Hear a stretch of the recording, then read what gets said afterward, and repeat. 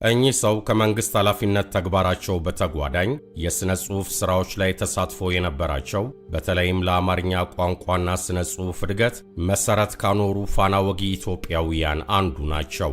በመንፈሳዊ ታሪክ፣ የሕይወት ታሪክ፣ ፍልስፍናና ሥነ ምግባር ዘውግ የሚካተቱ በርካታ መጻሕፍትንም አዘጋጅተዋል።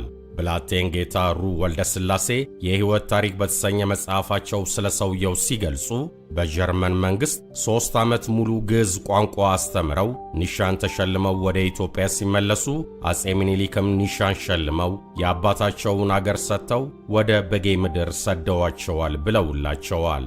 እንዲሁም ተፈሪ መኮንን ወይም አፄ ኃይለ ሥላሴ የተሻለ ግንዛቤና ዕውቀት ያላቸውን ኢትዮጵያውያንን ወደ መንግሥታቸው ስላቀረቡ እኚሁ ታላቅ ሰው በ1912 ዓመተ ምህረት የመንግሥት አማካሪ ሆነው ተሹመዋል።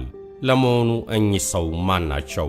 ለኢትዮጵያስ ያበረከቱት አስተዋጽኦ ምንድን ነው? እነሆ እስከ ዝግጅታችን ፍጻሜ ድረስ አብራችሁን ቆዩ።